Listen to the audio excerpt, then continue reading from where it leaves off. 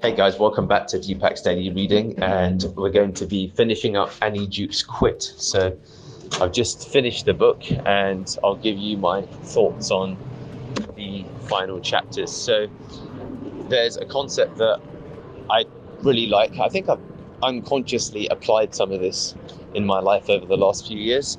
So it's, to a degree, it's the idea, so Annie Duke calls it marking progress along the way, and then Dan Sullivan, I think, calls it the concept of living in the gain rather than the gap, in the book, The Gap and the Gain. And the principle is that we're goal focused, which is fine. We won't always achieve a goal, but oftentimes it's a case of looking at the progress we have achieved, even if, for example, we don't ultimately complete the goal, or we decide upon review of the goal that the goal no longer makes sense anymore. And they give some really great examples. So I didn't actually realize this, but one of the things that's quite popularized about David Goggins is completing Hell Week with, I think, quite aggressive shin splints or micro stress fractures.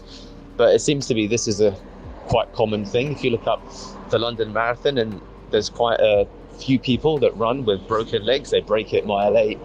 They actually break their actual leg and they continue to run, and there's people that break bones in their feet and then they continue.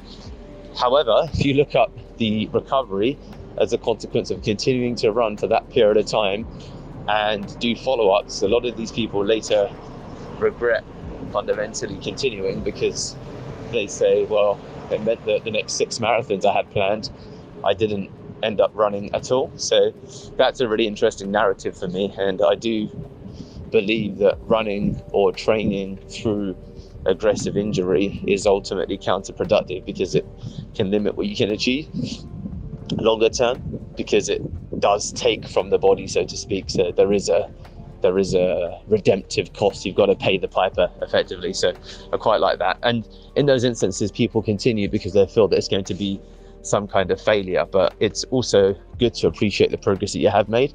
I did run 10 miles of a 26-mile run, and it's something that you consider when giving up, or rather when finishing becomes counterproductive if it's going to lead to injury.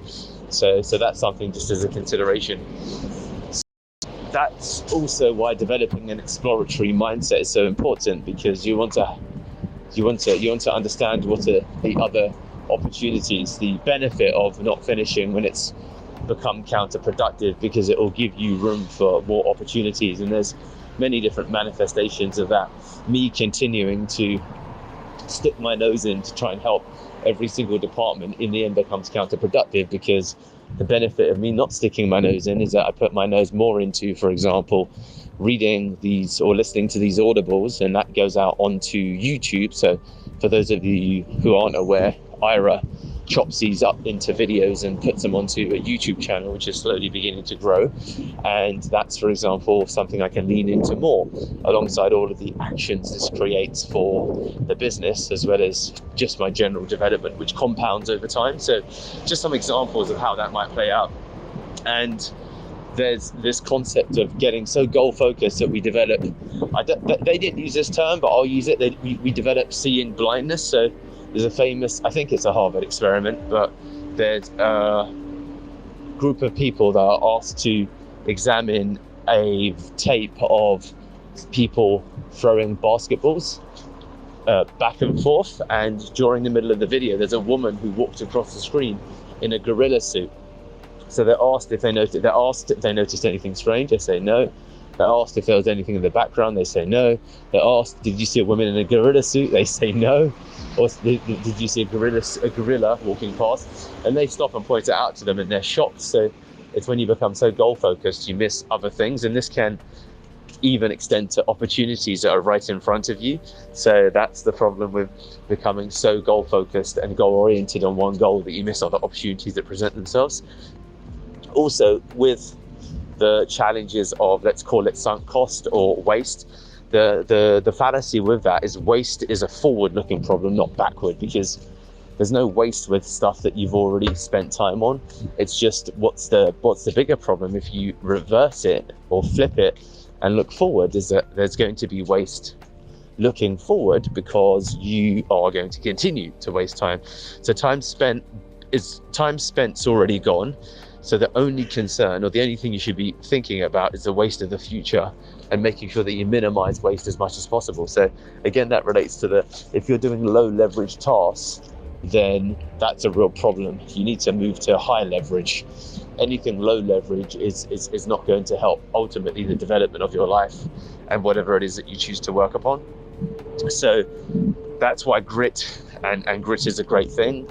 Angela Duckworth's grit is great, but making sure you've got the ability to walk away when the direction isn't good is really important as well. So I think that as quickly as possible, for example, when you're starting something or doing something, there needs to be continuous progression as determined by deliberate practice. And then when you reach a place of automaticity, you need to evolve to the next level. So quit what it is that you're currently doing on autopilot so you can move to the next level. So that's something that probably I don't do with running, because I stayed at the same level for probably over a decade. I did get a running coach. I did see my times improve. I got rid of the running coach, or I stopped, and my times haven't improved anymore. So there's something within that I need to reinvestigate anyway, which is about coaching.